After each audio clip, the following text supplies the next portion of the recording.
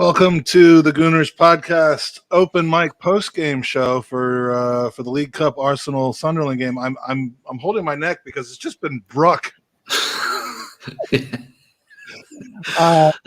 What I've done, but apparently Kevin Campbell and I are no longer mates. Is that bad?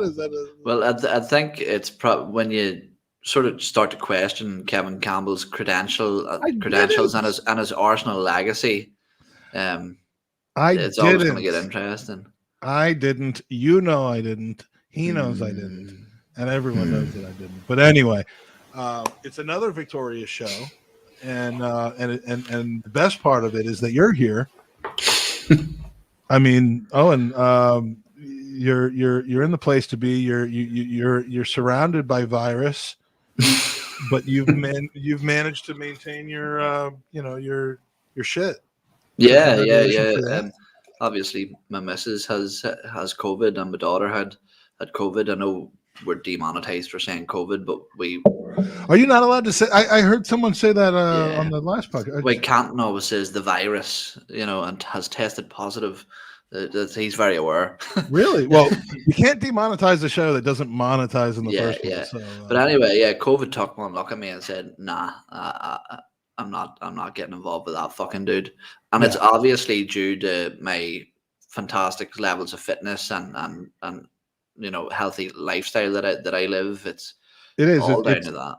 It's the Guinness that keeps it away. A Guinness a day, a Guinness an hour keeps the virus a hour. Is what I've always heard. All right, so we've already got a good group of people in the red room today. So we've beaten Sunderland 5-1. We thought it might be easy. It turned out to be easy. Little dicey at the beginning, but Sunderland came to play football, and I'm not going to argue with them for that. I got mad respect for them to come to play football. So today we can talk about the starting 11. We can talk about anything that you want. Really, this is the supporters show. This is the show where Gooners get to talk, to express themselves. And as we do on the open mic show, we like to start off with people who are breaking their duck on the Gooners podcast.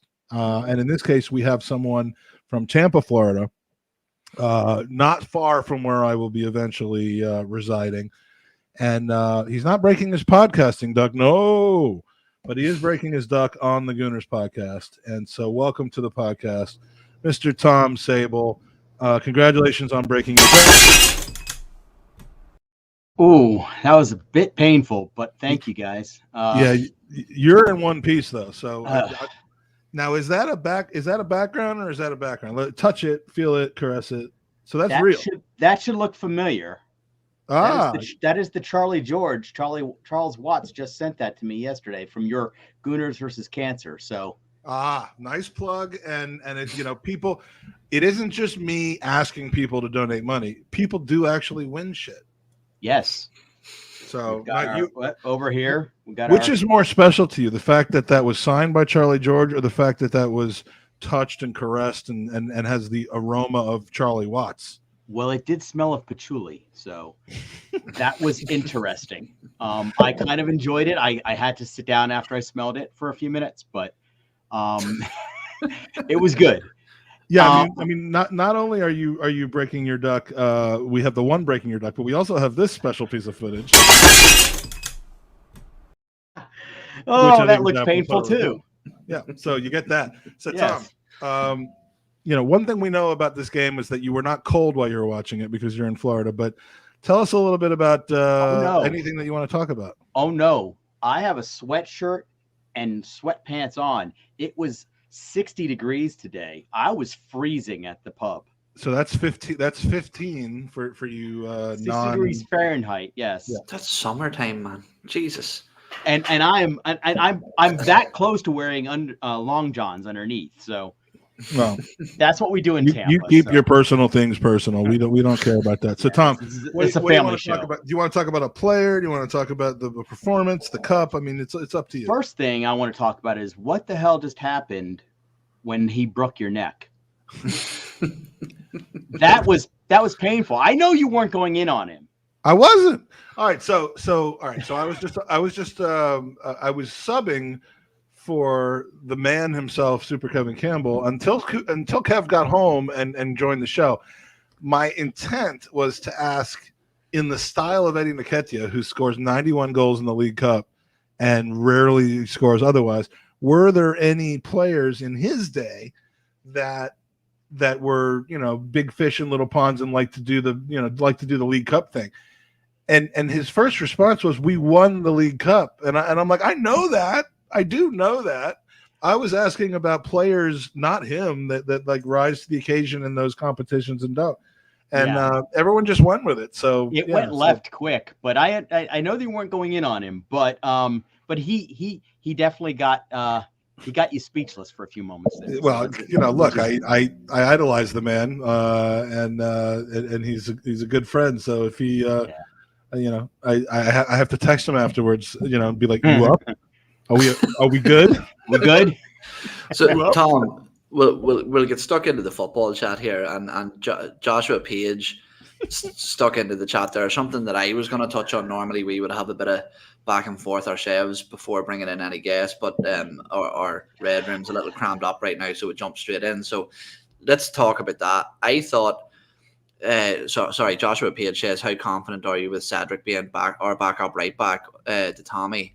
And not only that, but I would say that in the opening 20 minutes, I've never seen a 5-1 win and still had quite a few concerns, because for me, throughout the entirety of that 90 minutes, players like Cedric, Rob Holding, Mohamed El Neni, just defensively, just no shape, no discipline or anything like that. Do people have a right, even though it was such a good win, and obviously we can embrace that win, and it was very good to advance in that competition, but was there cause for concern in that performance also? There is. First of all, 5-1 is a great victory. When they scored theirs, that set some concern. We could have been up 3-4-0 at halftime, and going in at 2-1, I think, is what we went in at. That was a little bit nerve-wracking. We were talking at the pub today in Tampa that we need a right back. We need a backup for Tommy, because Cedric is not the answer. I even half jokingly but half seriously brought up the fact how well Hector's playing on loan right now, because I would rather see him as a disgruntled backup to Tommy than Cedric. Cedric offers almost nothing. I mean, I want him to do well, but he does not offer anything. He has moments, not even like games where he's brilliant. He has like 5 minutes where he's brilliant, and then 45 minutes where he's poor. So no, we are not. That's a low point from our game today. And El Neni, like you had mentioned, I was okay with Rob Holding.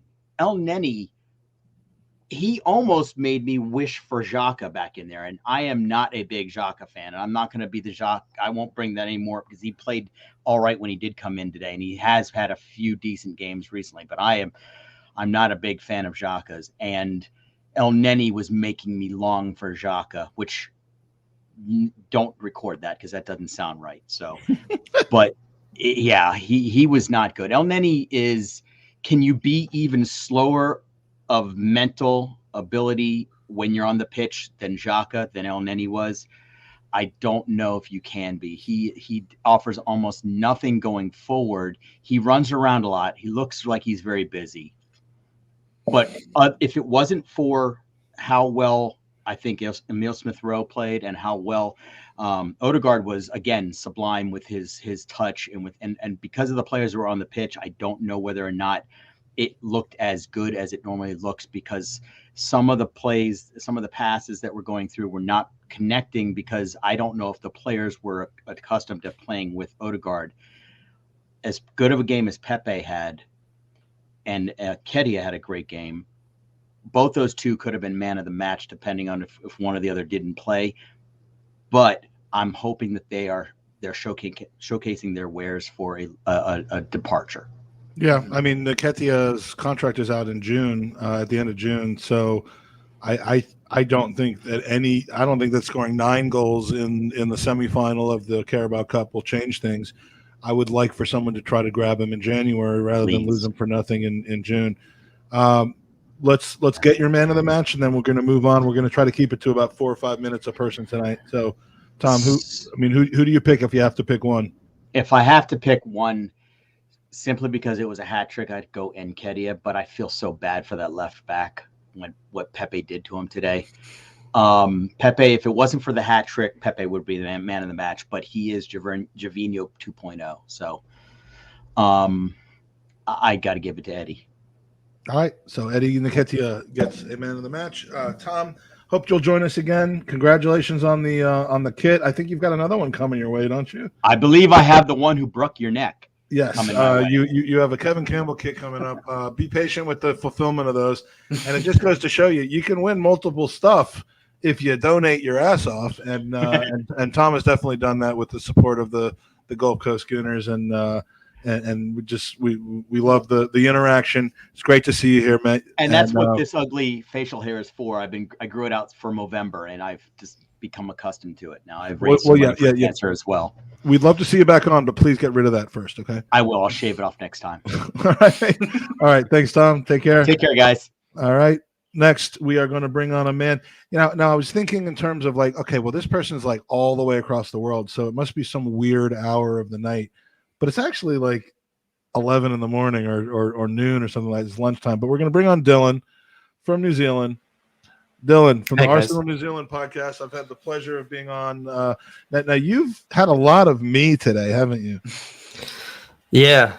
Between the pregame on he doesn't seem happy about having a lot of you today. I wouldn't be happy about that.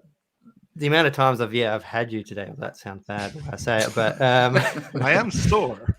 And yeah, with what happened with Kevin, I was going to say, if we can get everyone watching today, we try and get it trending. Cancel Magic Mike. Well, that. Yeah, well, I don't want to be generic like that. I mean, if you're gonna have Kev cancel me, then at least I went out in a blaze of glory. But I'm not looking for the overall cancellation situation. But all right. So before we cancel your open mic appearance, what would you like to talk about today? I don't know. First, I should say, if Danny's watching, I thought I'd say I'm in Wellington, which is in China. Yeah, Pyongyang not in China, Wellington also not in China, but yeah, you're New Zealandish, right? Yeah, and it's fun. It's good to come back on because I think last time it's been a while because the timings have just been off. Like it's lunchtime here now, which is great. Where normally it's like I'm watching in bed at 4 o'clock in the morning, so. I'm certainly not going to call you from my bed. Yeah. So all right. So speaking of having lunch, did Pepe have someone's lunch today? Did Nketiah? I mean, how do you decide which of the two of them was more valuable to the club's performance today? I think, I don't know how that left back didn't get subbed off, especially on a yellow card. But I think the goals are more important, obviously. I think Pepe may have earned himself a cameo off the bench in the next game. It's a bit hard to displace our front four in the Premier League at the moment. But he's done enough for a cameo. Eddie, I think it's come to the point we've probably lost him already. I don't think he's going to sign a new contract. So, just keep playing him in League Cup and see what he can do for us, I guess. Do you think that maybe, Dylan, the reason that we see these performances from Eddie Nketiah in the League Cup, I think that's the competition he's obviously most prolific in, is because he's facing some of these teams that are sort of lower down the pecking order, and potentially that's more slightly closer to his level. Do you think that it would be beneficial for him to maybe move to a lower tier Premier League team or a higher tier Championship side? It'll be interesting to see where he does go, if he does in fact go, because he'll make a good Premier League striker, I think. Mm-hmm. It's just hard not to imagine him at Palace. Like I think he might be better than. Funny Edward. You say that, because I actually thought today was a very Ian Wright-esque performance from him. That sharp movement in the box is high praise that Wrighty was so prolific for it. But No, I'm not sure. Did you think that anybody within that starting 11? Obviously, look, there was some regular first teamers in that starting 11, but do you think that anybody stuck a claim in to potentially get a spot at that game in Norwich on Boxing Day? Not really. Sorry, I'm going to turn my camera off because my kids have decided to crash the party. Apparently, someone has asked if Charlie Patino has just entered your room. That's the dream, right? I'm putting him to work. So what you're saying, in case you're listening, kids, is that you wish your children were Charlie Patino and not the actual children that you have. Like my son will be there one day, hopefully, if I work him hard enough. At least you didn't say if I ride him hard enough, because that would. All right. So anyway, the answer to the question is. But no, I don't think anyone did enough, because I don't think we can judge them against Sunderland. Like I said, Pepe maybe earned to call up to the bench and actually, deserves to maybe get on the pitch for the last 15, 20 minutes. But I don't think you can really displace anyone from our current starting 11 based on their form. And whoever is trying to get in needs to prove themselves across multiple games, not just one game against Sunderland. Mm-hmm. I have a hard time arguing with that. I mean, I think people want to sometimes take these performances and just extrapolate those over other things, and you can't. I mean, we're in a good position right now. We've had health, and we've had the ability to keep people out of the lineup who normally would be good enough to play in it, and long may that continue. We have a lot of fixture congestion in January, though, especially with a two-legged semifinal now. We've got games on the 5th, the 9th FA Cup, the 12th Carabao Cup, the 16th North London Derby. Our January is just filled up quite a bit, so we can talk about who might play in the semifinals with our next guest. But Dylan, go have lunch, as long as it's not your kids. But it's always good to see you. Thanks for following the adventures of Magic Mike today, and all the various podcasts that I was on, and I'm glad it was a winning Tuesday, or maybe Wednesday where you are. Thursday, I think. Thursday? What are you, 2 days ahead? How does that work? All right, mate. Thanks for joining us. It's Wednesday. Sorry, I don't know what day it is. All right, take care, bud. Thanks. All right. So, Owen, are you ready for Daniel? Always ready for Daniel. Daniel who? You ready for Daniel Bailey from Daniel Bailey TV? Because we're going to have him on, and we're going to find out what he thought about the game. And here we go. Daniel. Hey, what's going on? What's up, mate? Yeah, now, you have to apologize about my dodgy camera angles. It's I'm on my phone, so all right, so it's very flattering, Daniel. It's flattering. You look honestly, 10 times better than I do. Let me tell you, putting a blind man in charge of a camera is like putting Boris Johnson in charge of the country. There's that Daniel Bailey sense of humor that I remember so much. All right, first of all, did you go tonight? I didn't go because oh, that's right. Same reason you didn't go the other day. Yeah, same reason I didn't go to Leeds. Staying healthy for the family. Staying healthy for the family. Hey, my wife would kill me if I went and got COVID. Do you know what I mean? All right. Well, yeah, we don't forget COVID killing me. My wife would kill me. No. We don't want that. So I'm going to ask you for your for any talking points you want to talk about. But let's drill down on Balogun, who and now I made fun of this, but apparently he does prefer Balogun, because the guy on the TV tonight was just Balogun, and I've never heard it pronounced like that, but apparently that is the Nigerian pronunciation for it. So I'm not pushing back on that. But as far as his play is concerned, was this a missed opportunity, or is he? I mean, what do we need to see from him? I think it was a missed opportunity, actually. I don't think Balogun had the greatest of games. I think it's clear to see that the team that we put out tonight, barring a few players, was pretty much our second string team. And you can see why they're not in and around the first team in terms of week in, week out for the Premier League.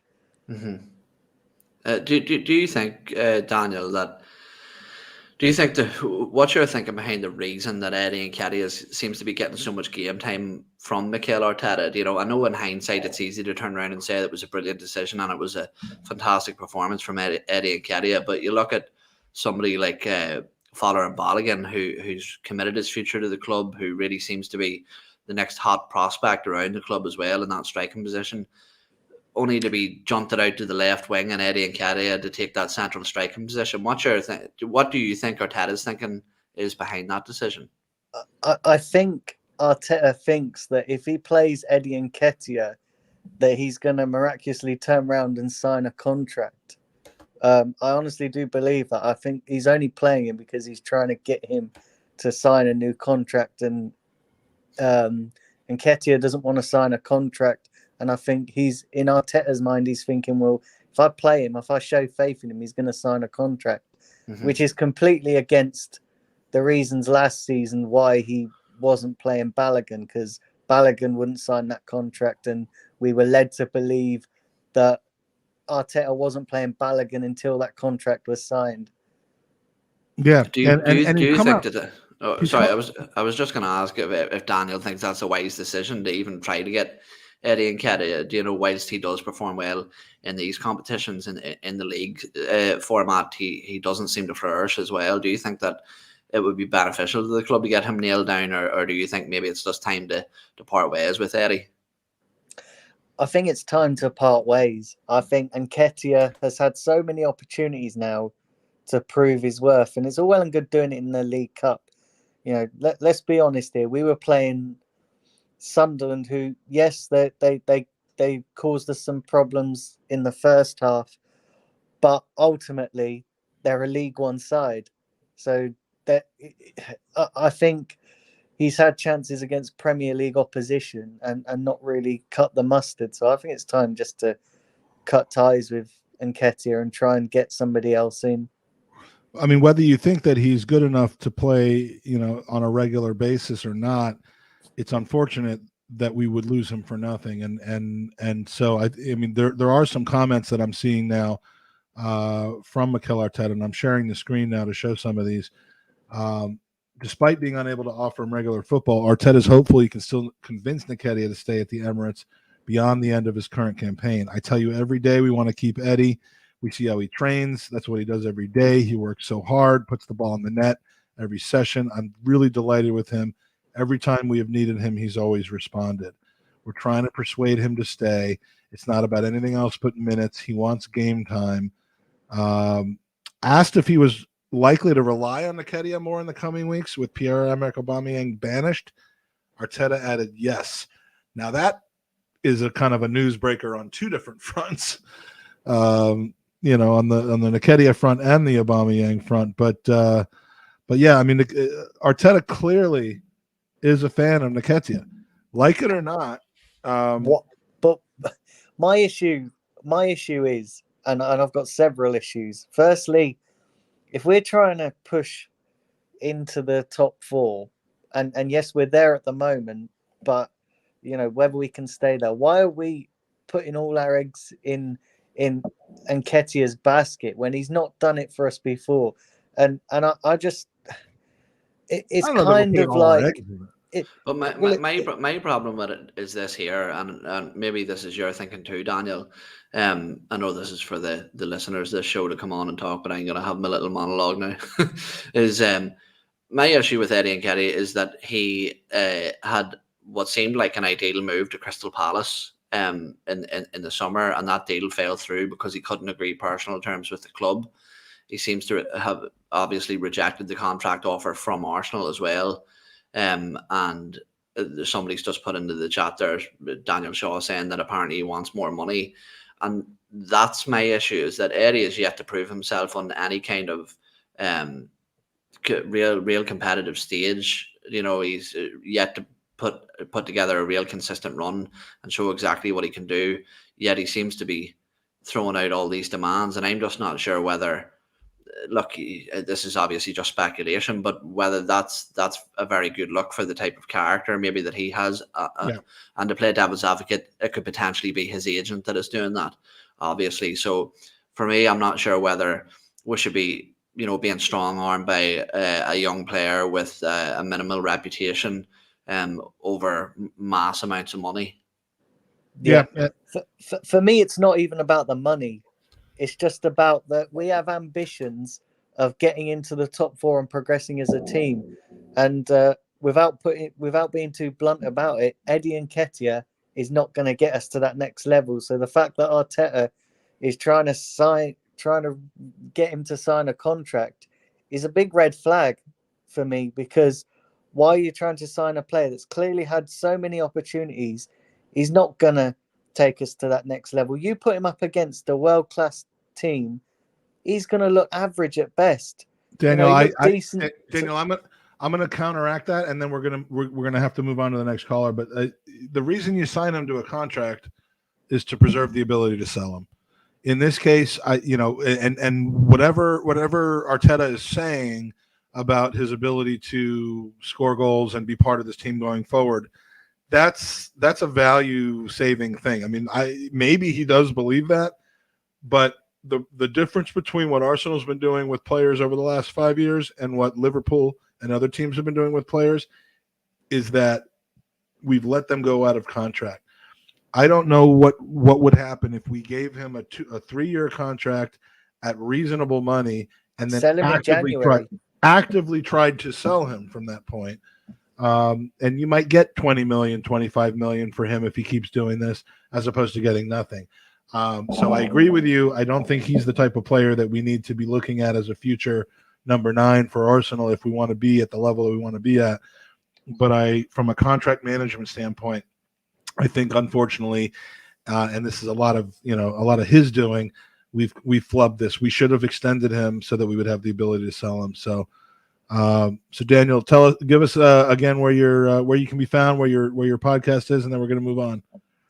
Yeah, so I'm at Daniel Bailey TV. If you can all go over and follow that, I'd really appreciate it.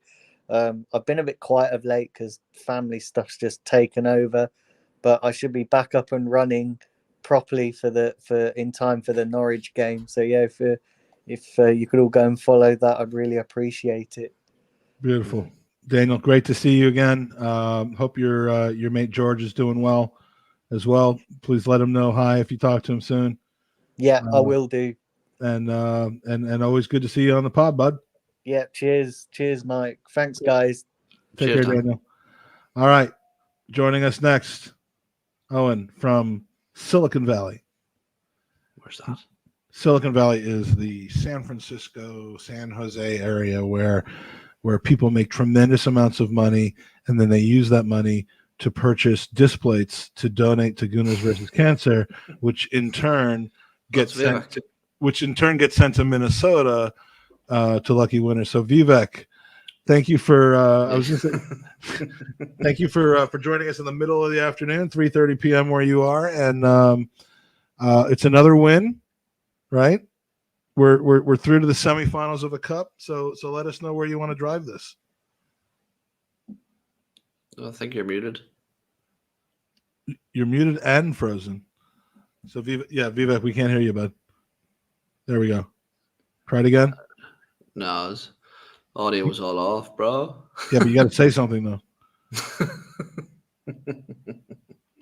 You there? Maybe he's like a really minimal mouth talker, like movement in the mouth. All right, so Vivek, we're gonna come back in. All right, so now the one and only person who has hopefully better situations than Vivek. We're gonna bring in Colin from Richmond. There he is. He's pulling out his guns. Oh, I'm ready. He's got the skull cap on. It's Shabbos, and he's ready to share his views with us. So Colin, how are you guys? I'm good. Is that where Tom Rosenhammer's from too? Yeah.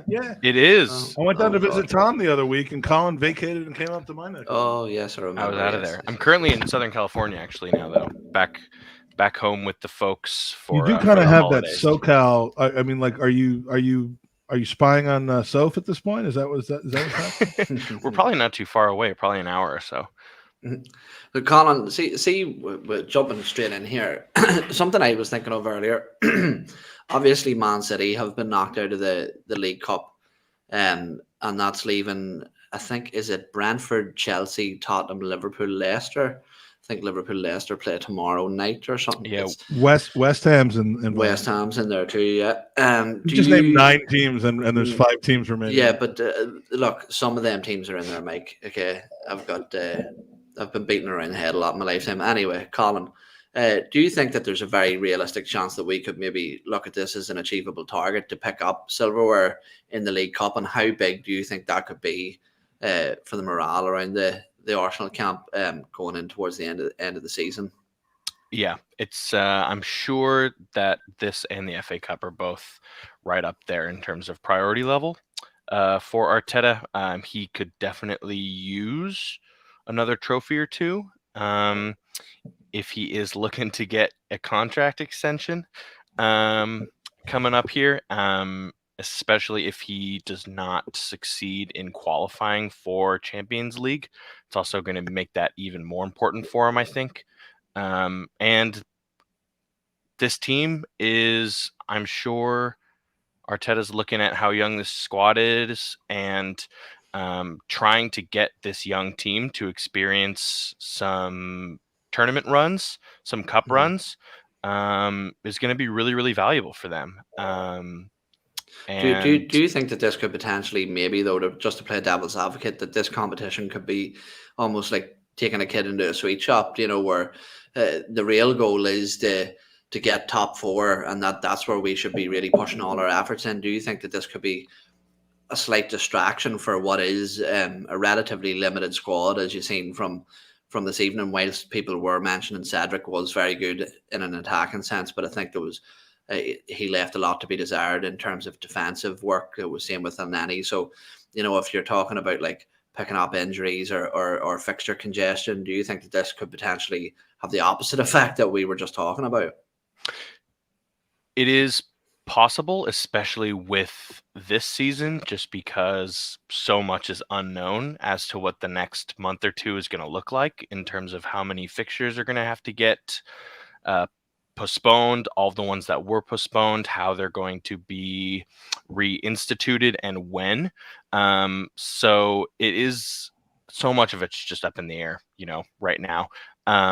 But if we can maintain a good level of fitness, not experience, too many first team injuries, I could definitely see the team going far into this run and into the FA Cup run as well. Colin, the semi-final is a 2-legged affair, and while we don't know who it's going to be against yet, we know it's going to be another Prem team. No, just to interject, I don't think they're 2 legs anymore, Mike. I think they decided to get rid of that. No, I think they're getting rid of replays in the FA Cup. FA Cup, okay. But the Carabao Cup is still 2 legs, and the first leg is in between the City and Forest games in January. City being in the league, and then Forest in the FA Cup. And then the second leg is in between the Forest and Spurs games. So it's really the second leg that kind of pops up there in a game where we should be, hopefully getting ready for a big North London derby away on the Sunday. Whether we start a full-strength team against Nottingham Forest in the FA Cup or not is the other decision. I think that these games are actually ideally placed to be able to play fairly strong teams without too much damage. Would I rather play more of the regular starting 11 in those 2 games and maybe a bit more of the team we saw today against Nottingham Forest? Yes. As important as the FA Cup is, if you can't beat Nottingham Forest with the team that we showed up with today, then we probably should, I think we're okay, because then after that point, it's a month or 2 before we have the final. Mm-hmm. So my only worry is that with hindsight, it could be a stick to beat Mikel Arteta with by people with a certain stance or agenda. Simply for, you were talking about there the Man City game and the Spurs game, and say, for example, he feels a strong side, which I would, but I'm just trying to to make a point here is that if let's say Gabriel sustained a bad injury in a League Cup game, or Martin Odegaard, someone who's really integral to our system, and then we went and dropped points against the Spuds or something like that, you know, and then we ended up losing out on a 4th place spot by 3 points come the end of the season, then people will be looking back on that saying, well, why the hell are we putting so much into a competition that nobody really cares about anyway? If we lose the derby because of, I mean, well, no one can say whether it's because of or not, but if we lose the derby having had injuries of prime players in the game 4 days earlier, the second leg of the semifinals, that could be obviously said. But I mean, you know, Colin, I mean, you know, you go for every bit of silverware when you're Arsenal right now, don't you?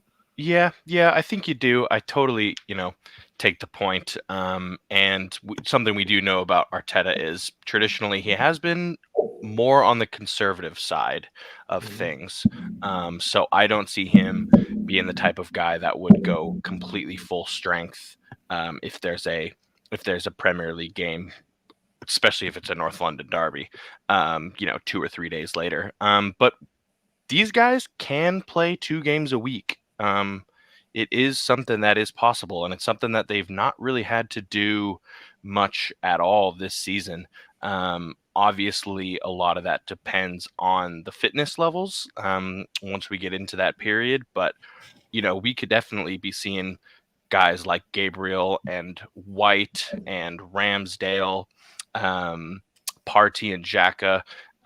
Could see those guys, you know, playing 2 games in a week and featuring in both. So a little less rotation, you know, fingers crossed everyone stays healthy. I think it's something that's doable. And don't forget about the AFCON, because in January, I don't know exactly where it starts, but just as this fixture congestion with the League Cup starts, we might be losing some of those players to the AFCON. So, you know, it'll be interesting. But as far as I'm concerned, those are good problems to have. And like David Ziegler mentioned, I mean, like if we were not necessarily in January with the Europa League, because Europe takes the pause in January and kind of comes back in February. But if we were, you know, if we can't complain about fixture congestion this year, no matter which I'm not. Literally, I'll make this clear. I'm literally bringing some of these questions up just for the sake of raising some points and getting discussion going. You know, I'm not bemoaning. I think, like you say, football's a game that injuries happen and you can't avoid them all the time. So, yeah, for me, I'd be going full tilt at every competition. And I think something that City have proven as well is that whilst they have the benefit of mass amounts of quality in their squad for depth, the morale that the team get from lifting silverware that early in the season just to push them on towards the end of the season is absolutely massive for me. So if anything, I think something that this game showed us is that maybe there should be a slight, because of the circumstances we find ourselves in, there should be more of an emphasis to go out and bolster the squad in January than maybe we originally planned, because the opportunity that is there for fourth, the opportunity is there to pick up silverware along the way as well. So hopefully the Cronkies open up their pockets to try and push that forward. Let's do it, man. I mean, like, look, the more competitions you're in, the more players you need, the more reinforcements you need, and hopefully the club sees that. Colin, at the Daily Bop, you know, is it a podcast? Is it a blog? Is it a you? Just me, just the Twitter handle, which is wonderful. All right, mate. We're gonna move on. Enjoy Southern California. Enjoy whatever holiday you celebrate, and thanks for joining us again. Thanks, guys. Pleasure as always. All right, man. All right. Let's see if if Vivek is back. Oh, Test. I hear some things. Test. Yes. Test. You are in. You are in. You're in the pod. So, Vivek, what was it that you were saying 10 minutes ago that none of us could hear? I was here on behalf of Casey. Broke the neck. I'm gonna broke the neck. I'm just joking. We love you, Mike. Have you ever been in a like if you ever been in a relationship? Oh, and I'm going to tell you this right now. Sometimes you don't even know what you did wrong, but you have to apologize for it. And I'm going to do that when I get off the show. I'm gonna FaceTime Kevin. He will decline. He'll decline the FaceTime. It's a bit of an aggressive move. Yeah, he'll decline it. I will then text him, and then 5 days from now, he'll get back to me and say, "No, I was just kidding." I hope. I love. Yeah, he's gonna leave you on red. Yeah. You're gonna Well, see the 2 blue I tick got my marks first yellow on card red. tonight. I don't know what I did, but hey, you know what? I've got 4 more yellows before I get accumulation, so I'm just going to keep being me. So I'm just joking. I think with our editorial skills, we should make an apology video with some romantic backing track music. Actually, that is a hilarious idea. I might work on that tonight. Yeah, I'll give you some I'd like to apologize for whatever I did that harmed. I'm going to do that. But yeah, just joking anyway. There were a couple of things that I wanted to discuss today. First being the situation on the right back. He did a fine job, Cedric. It wasn't terrible, but was it Premier League level? There was a slight discussion before Kev hopped off. Like, we need a Nuno Tavares, or Tavares, whatever you want to call him as, for a right back situation. But one thing is certain, like, if we get that backup in January, like even on loan, to maybe something in summer, then in that case, there is some serious chance we'll have to push for top 4, and a cup win with a top 4 finish. That would be icing on the cake for Mikel Arteta in his second year. So that gives us chance to get in some experienced players, talk to maybe likes of Dusan Vlahovic, whatever we are targeting probably in summer. Gosh. All I've heard about Vlahovic, and by the way, I realized this after the fact, but when I was in Italy right before the Rona hit in, I saw a game in Florence against Roma, and I was all preoccupied with is Nketiah going to play? I mean, not Nketiah, Mkhitaryan going to play. And I didn't realize that this Dusan Vlahovic played 90 minutes of he didn't score, but like he was already on that team. I must be the only player. I was just going to say, I must be the only Arsenal fan that doesn't want him. I would like him if he had any interest in joining us. But yeah, like the only way we sign him is if we pay a tremendous amount of money and kidnap him or find nudes. Yeah, I mean, like he doesn't want to come here, so let's just move on to. That's what I'm saying. The likes of Dusan Vlahovic. It doesn't have to be Dusan. Yeah, the likes of Dusan Vlahovic. Vivek, do you think that, see, we were talking about Cedric there, you touched on that. Do you think that something that I've always sort of been concerned about is that he almost seems to be the type of character that is content to sit as second choice or third choice right back? Absolutely, he's one of those guys, as we say in let me just put it in tech world, just sitting and getting salary of doing nothing. If you watch Silicon Valley, big head, the guy just sat on the roof, was collecting salary, whatever it is, and that's what he's kind of doing at this moment, because he's edging closer to his 30s. Next big thing would be for him to just come to MLS or maybe go to Syria or whatever it is. This is his last big contract. He's not getting in any bigger team. Who are we talking about? Cedric. Yeah. Yeah. No, because I agree with you 100%. He was very good in an attacking sense, but I made the point about the penalty that Ben White conceded against Leeds, and it was that he was left extremely isolated from the position that Cedric took up, and for me, Cedric picked up almost where he left off in terms of that. And again, right, I'll give him 8 or 9 out of 10 for his attacking work. But Jesus, when you talk about defensive work, defensive capability, defensive nous, it was woeful. It's non-existent. And there's 2 things that kind of evolve into the next part that I want to discuss was. People were blaming Ben White since he wasn't able, or he couldn't clear the ball off the line or do that. I wouldn't want him to do that and get injured at the very end or during the fixture. That's exactly what we talked about. I'm like, I think he could have gotten there, but it looked like he didn't really give his all, and it was almost understandable because he probably, like, there was this flash of this is to preserve a clean sheet in the game that we're going to win easily against a team. You know, like what if I bust my hamstring or my calf in this situation? Exactly. So I do think he could have gotten there, though. But he didn't. You definitely could have. I could have gotten there if I was there from the day before, sitting there in a chair that broke, You would have got an Uber. I would have been on the I would have been on the left side of the goal, and I would have taken an Uber to the middle of the goal to sweep that out. Yeah. That's funny. Anyway, yeah, getting back onto that. So if you recap just a couple of seconds before that happened, Cedric was down in the middle, and then El Neni lost the ball due to a mistimed tackle. The guy was able to go through the midfield, pass the ball on our right back where Cedric was not available. That if it would have been Tomiyasu, he would have been with the person over there. Cedric took time to come back. That gave him the extra time to run past and then put in the ball over there. And we are blaming Ben White for something that could have been avoided if only Cedric's position would have been right. So he did a nice job linking with Pepe. So yeah, 7-ish for me. But if I have to combine the entire game for that defensive side and just because of one goal, 6.5. That's what I would give, and that is the reason that I want to discuss. Like, we need someone in January to cover for Tomiyasu to actually make that push for top 4.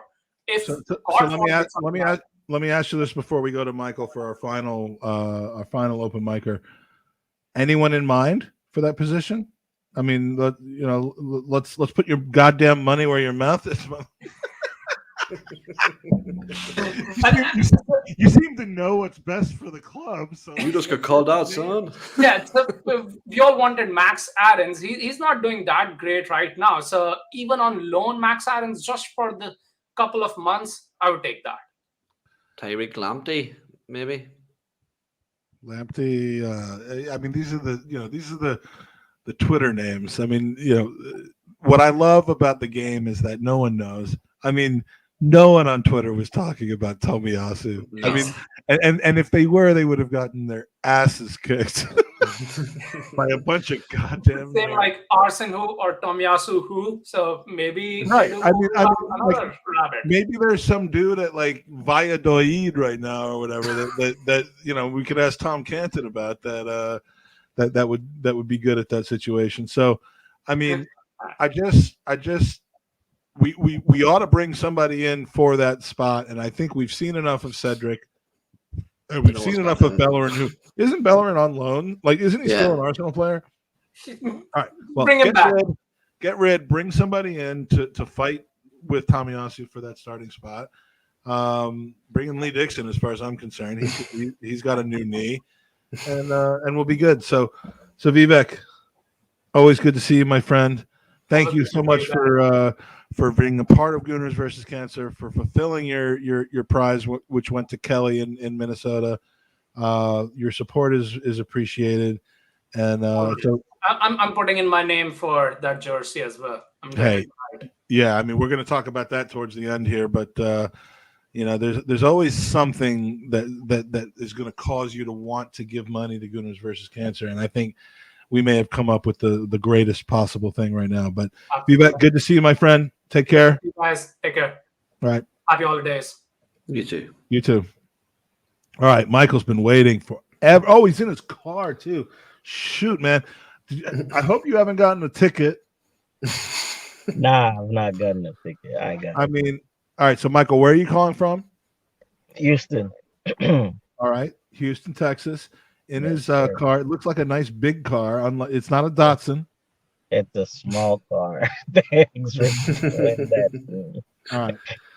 You have. I mean, there's always going to be one person who's there at the beginning and stays till the end. And Michael, I apologize that it was you. I'm opening the mic to you for whatever you want to talk about, my friend. Yeah. Good evening to you guys and happy holiday. It was a very, should I say, good display with a little bit of, roughness around the edges, if you ask me, from what I would like to call our second string team. Even though some of them have been on the fringes of the first team for a couple times or whatever, but it was like an audition, and some of them passed and some of them not so much. And do you remember, Michael? Do you go as far back as to remember the League Cup at the time, I think it was Carling Cup squads of 2008, 2009. Yeah. Where like Danielson was the most experienced player on the pitch. So how do you? I mean, this is a different story. These are senior players who don't get a chance versus players that most people had never heard of getting their first opportunities. I mean, right. That's a good thing, right? It is a good thing. It is a good thing. I mean, for the most part, I was happy because I'd been clamoring for rotation in the squad, even though there hadn't been like a very good time to do it, but I've been clamoring for it simply because we play just technically once a week, and to keep players happy, you have to give them chances, you have to at least let them be involved in the team at some point. So I was happy for the likes of Bern Leno, Odin, Tavares has been playing, so they don't have to complain. Cedric, even though is probably not meant to be called Cedric because I don't know what he does, but yeah, because it's not entertaining, right? I mean, that's.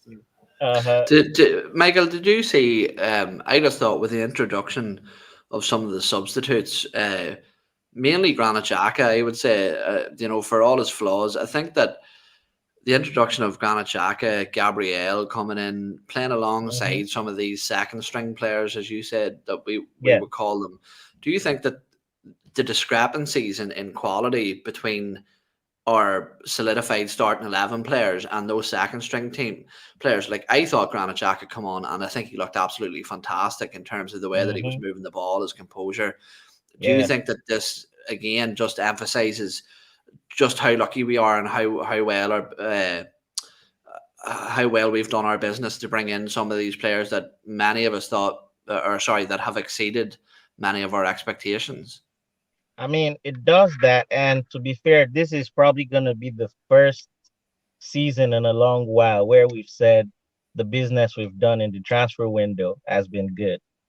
I mean, you guys should be able to back me up on that, where you say, how many other teams, and I saw this on Twitter, so I'm not claiming this. How many other teams bought 5 to 6 players this summer and they're all in the first team? Yes. All of them have been good. All of them have been in other the than first Nuno, maybe barring Tavares and let's just say Lokonga, So they've all been good. They've all established themselves as being able to play in the Premier League, which we all dread and say, oh, new players can play in the Premier League. We're still waiting on the apology from the Sky Sport guy that said Tomiyasu. Has there ever been a worse take than that? I mean, I'm still waiting, but that dude it definitely needs to apologize. So but there's a big discrepancy, in the first team and the second team. You could see the difference in the first half and the second half when Xhaka came on. You could see that the ball started moving faster, started going to the wings faster. Pepe started to express himself more and stuff like that. And with El Neni, you didn't see that, So when these people, clamor for being in the team, this is like their audition, and if they don't pass it, they don't pass it. So that even though they try to play free flowing football, which I know, you perfect your skill over time, right? But you could see at some point that these people, were not like what we're used to seeing, like what we're used to watching every week. But it was a good display. It was a good way to shut them out of the Sunderland manager, telling us that we were not a big team, So all in all, it was a good day to be a Gooner, and Charlie Partino scored. So what else can I ask for? Yeah, Partino. I mean, I don't want to say that he's a fetus. He's a fetus with. I mean, he's got the acne and everything. I mean, like right. But he is. I mean, Thierry Henry. He's what Thierry Henry aspires to be at this point. I think. I mean, if you ask me, I think. Sorry for cutting you short, but I think is the next best thing we've seen out of the academy since Jack Wilshere, and that might be going too far, but And you know what's nice? You know what's nice compared to when Jack Wilshere broke through. We don't have to rush these guys at all right now. And really, we ought to get out of the habit of thinking that we do. Like Patino might not feature regularly for Arsenal for 2 more years, and I've got no problem with that as long as they handle him the right way in the meantime. So I mean, Folarin Balogun showed that today. You know, we've all been seeing clips of him in the under-23 team, and we're like, oh no, this guy needs to come take on the best defenders in the Premier League. But he couldn't do it against the League One team today. And you know, you could call that, you know, jitters. You could say, oh, maybe he was afraid of the big stage or whatever. But it still shows that even though we think they're ready, you know, we don't know more than the coaches that see them week in, week out. Some people can regularly win chess when they're playing against, you know, lazy chess players online. Right. But when they go up against grandmasters, all of a sudden they don't know what they're doing. Chess. Football's the same way. I don't play chess. I don't know. I was going to say I took you for more of a snakes and ladders kind of guy. I'm just a king. I'm the king of the analogies because you can't spell analogies without anal. Well, look, what I would say around the Charlie Patino situation, if there's one man's advice that I'm going to take on after London, how to handle young men, it's yours, Mike. So I'm going to say that I'll take a backseat. Take your advice on this. You're going to take a backseat. All right. Yeah. All right, Michael, thank you for joining us. We got one more thing. Sorry. Yes, Mike. Yeah, I heard that it's possible that it's going to be a one-leg semifinal. You know, it is not at this point, and I'm shocked if they change that. I frankly would like that, but how are they going to decide who? I guess they'll do it through the draw. Who the home I mean, because of COVID and you know the matches that they postponed and all of that. They have changed the 3rd and 4th round of the FA Cup to be one to have no replays.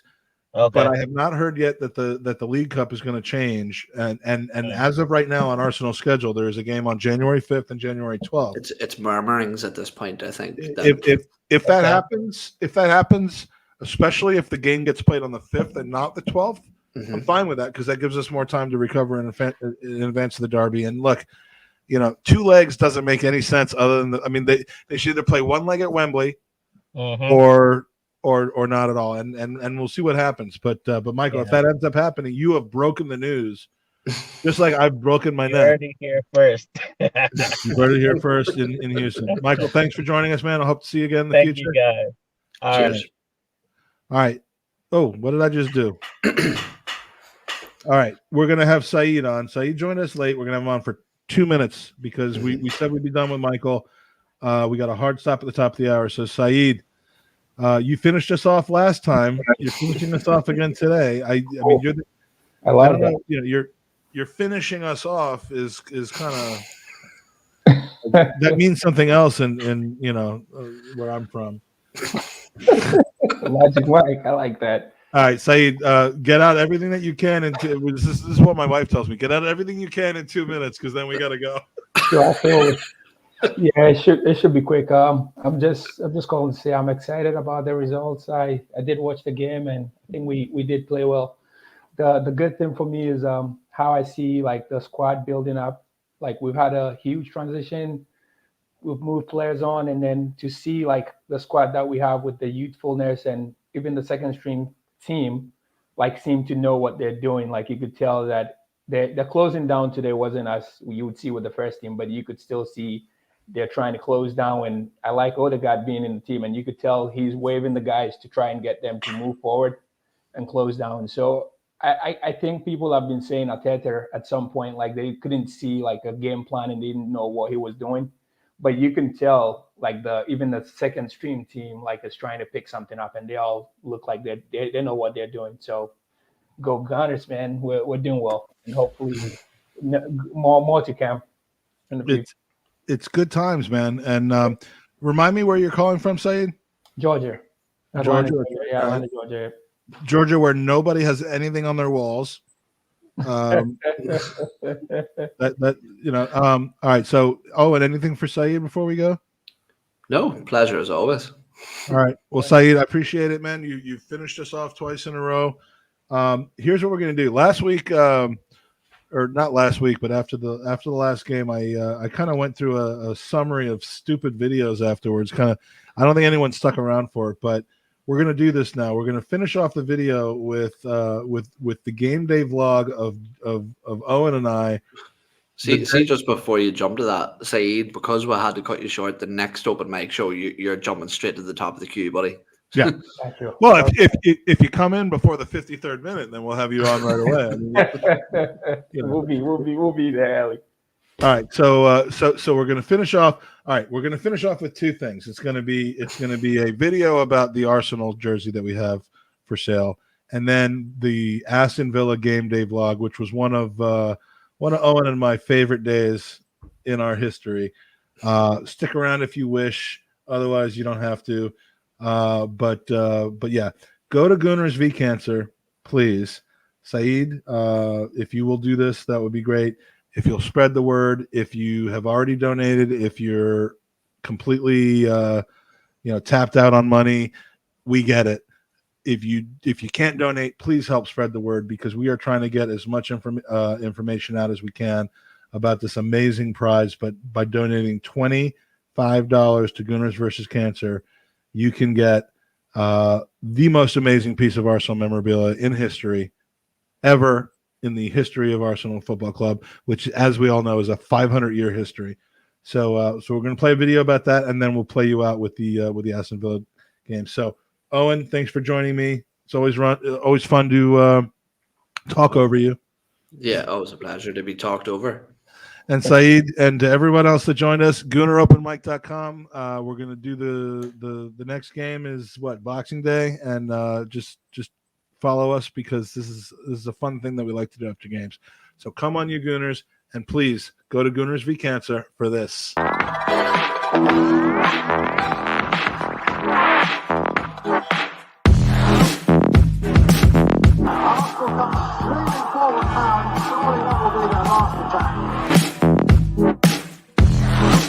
Good ball by Gibson. Finding Smith. The top charge to the midfield. Thomas. It's up for grabs now. Thomas. Right at the end.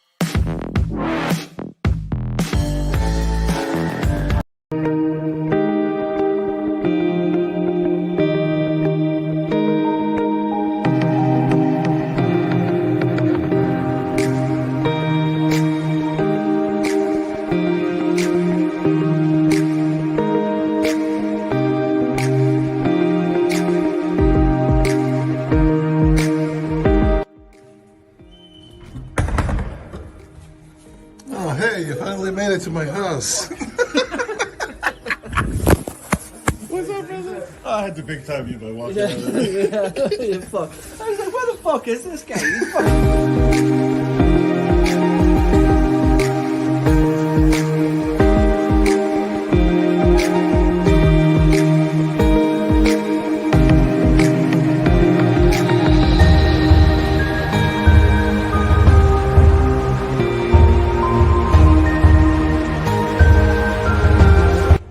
Second time I've had a Guinness in honor of Ewan.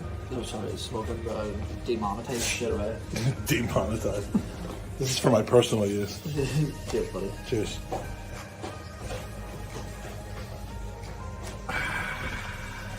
Good? Thank you.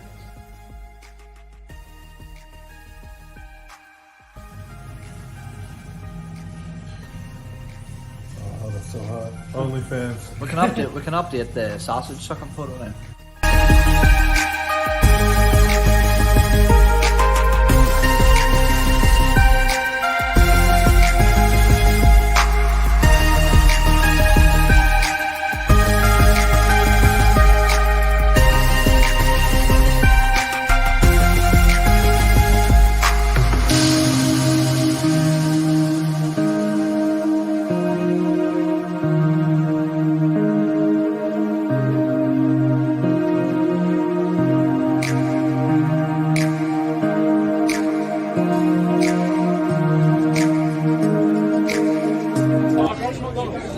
Got the Tolly, we got Magic Mike, we got Magic Mark, Magic Ashley. It's a packed house today. We've got some luminaries from various journalistic and podcastolistic and publicistic adventures. But what do you think we're going to do tonight? I feel like it'll be a tough game. I feel like maybe 2-1 for the Arsenal tonight. So a tough game is us winning 2-1? Because lately an easy game is us drawing 2-2. Lacazette tonight. Lacazette break for goals. And will he be coming off the bench or will he start? He'll be starting tonight. He's got to start tonight. What do you think? Depends on Martinez. Depends on Martinez. Reading fans love Martinez. This game should have nothing to do with Martinez.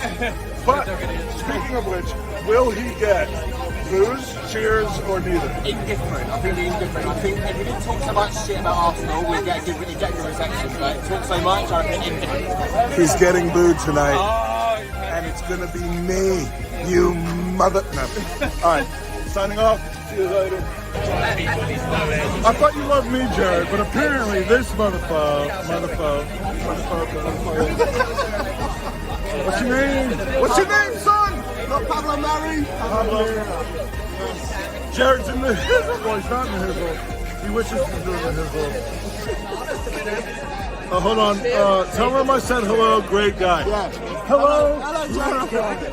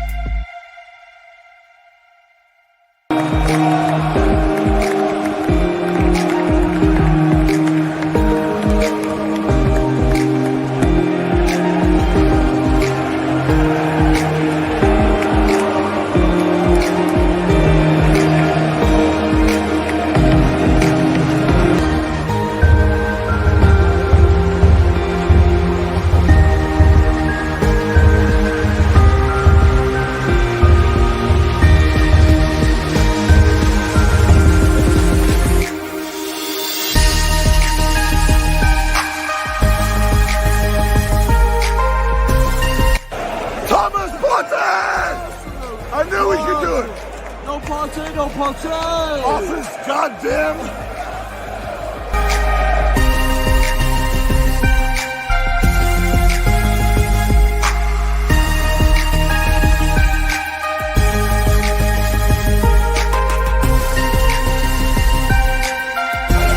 Hey, me and John's got a shirt on today. I want you to see the shirt. Look at that. Oh! Love it. The hat doesn't really go, does it? But it's a good Johnny one. Smith, have it all And it got a special as well. And he's gonna use points up. Oh, well, I'm not going much longer, I'm going to become I'm going to get myself a new charity team. We're going to go professional. I'm getting myself into trouble so he can help me out tonight. Yeah, we still got your police help. When are you going to come round? Charlie!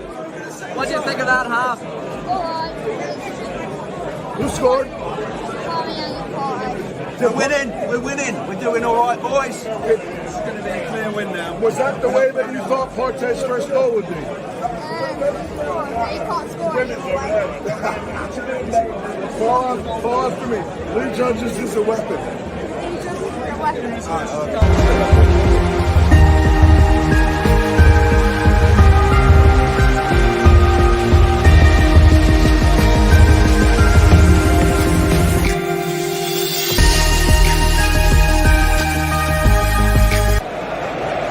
Savage. Savage. I love the two bags. Two bags is... I would rather two bags than one bag. It's so much better than one bag.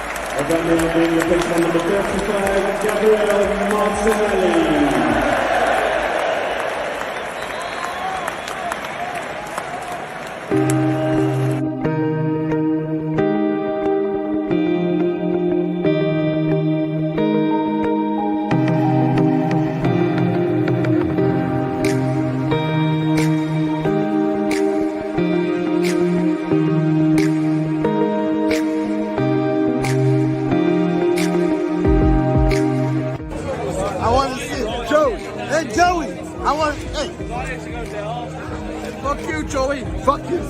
I love you, Joey, man. Come on. Everybody fuck Joey. What do you mean fuck Joey? Where's Joey? That's my... I love Joey. He loves Joey. I fucking love Joey. That's the crypto guy. Where's Joey?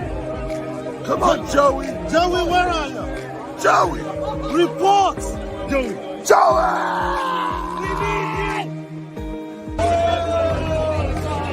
We won the game. We did win the game, mate. We battered the team. Look, I mean, fucking we're better than most teams. I mean, who? Always play that way. Emilio, who? Emiliano. Damian, who?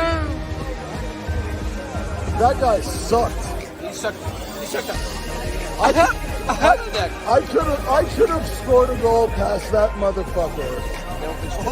No, I thought. He's got a strong left. Foot. Did we win? We won.